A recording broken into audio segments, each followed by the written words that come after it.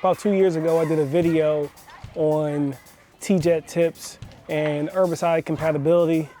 Since then, I felt like it was fitting for me to readdress this topic since I just bought some brand new tips. These are pretty much the only 2 tips you will need, I promise you.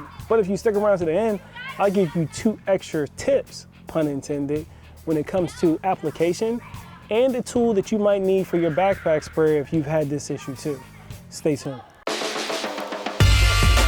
The one thing that's most important I found over the years of doing this is your tip game. If you don't have the proper tip, you can have the fanciest backpack sprayer on the market and you're still gonna suck.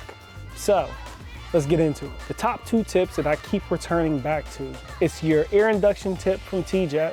I think it's the AI XR something. I'll put it up here on the screen and let you see it. And then it's the XR fan tip. These are the only 2 tips you need. People will try to convince you that you need to get some other tip and you need to have the cool one with the retractable, this and that. I don't know, whatever new gadgets they're coming out with today. I promise you, these are the only 2 tips you need. Now, in the circumstances you're gonna use them, the fan tip, I like this tip when I'm doing foliar applications. Not so much needing to get something down into the soil, but I want something that's going to disperse fine droplets and cover the leaf blade. This is usually when you're making a foliar application of some type of fertilizer, or if you're using an herbicide that needs to be foliar applied and then ingested into the plant. Even with your fungicides, you have fungicides that are contact and then some that are systemic. The fan tip is going to be the way to go whenever you're using anything that's contact, foliar, anywhere in the label, that's the one that you want to go with.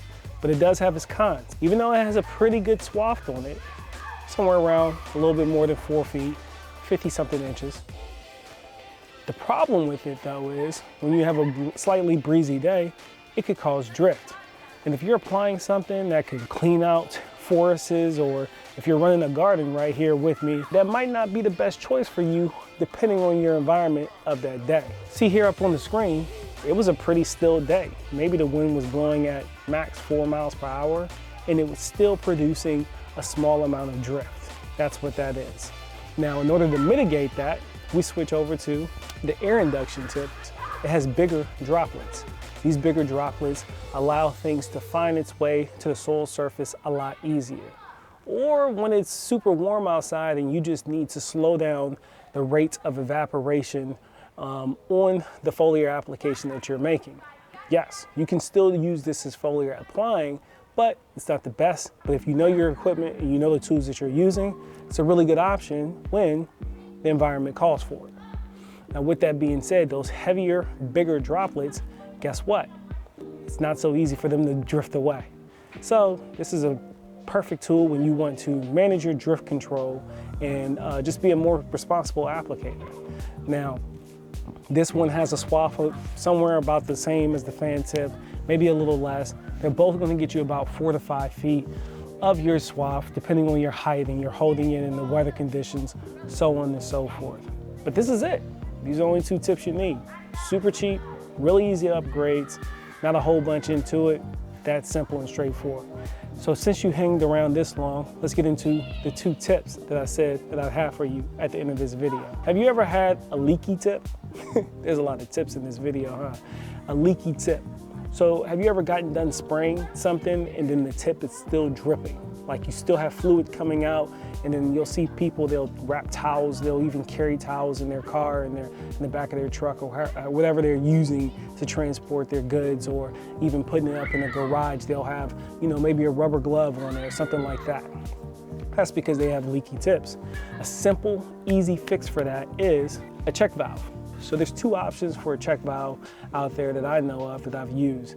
And they both require 5 PSI in order for any liquid to flow through it. Meaning once you get done spraying and what's remaining in the wand tip drains out, no other fluid is going to flow through that tip until you apply at least 5 PSI to that tip. It's just that simple. Really easy, quick fix for drippy tips. You have a plastic one, you have a metal one, whichever one they got in stock, pick it up. I got all these things from Sprayer Depot. The last and final tip that I'll leave you with is, I see a habit of people spraying and walking into their application that they're making. Now, don't get me wrong, if you're wearing the proper PPE, you're completely okay to do that. You're not breaking any rules. But I just want to give you a different way of properly doing it. You know, something to just make you think a little bit differently about it. So your traditional way of spraying that you'll see here on YouTube anyway, will be to wind out around your knee height, you hold the trigger, and you walk forward. And that gets the job done. But if you just turn your tip parallel with the wand and kick it out to the side, whether it be right or left arm, whichever one that you're dominant on, and then spray, you're still achieving the same thing. And I think, personally, you're gonna get a more accurate application. And you're not walking into the spray pattern that you just put out. It's a little quick tidbit. It's up to you. It's your lawn, you do it your way. Pretty much wraps this up. I'll catch you next time. Peace.